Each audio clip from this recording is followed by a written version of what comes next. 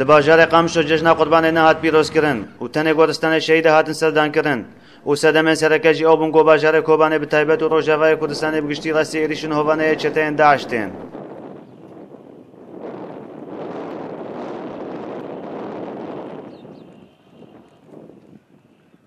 گەلێ قامشۆ دبێژی گۆ ئێ بچ ڕەنگی جەژنێ پیرۆز بکە و کۆبانێ ڕاستی تەرۆرە ڕێخستنا داعشێت تێ و ئەڤنە جارایەکەی گۆ جەژن نایە پیرۆزکردن لێ بەلێ ئەفساڵە سیەمینە گۆ تی جەژن بڕێڤە ناچن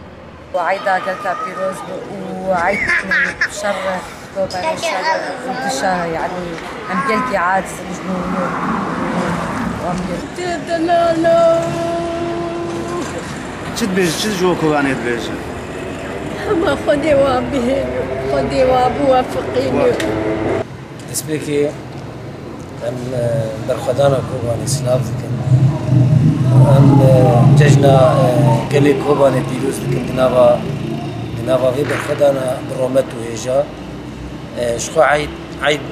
ججن ناكن ججن شخوتنا ججنا تحيي اللي هما ملتي مدنابا دنابا جوشكي برمزن درباز دبي جبولو جي بلكي كتي روجا شورشا روجاوا دس بكري كتي صالا سياد دجني بچيناكن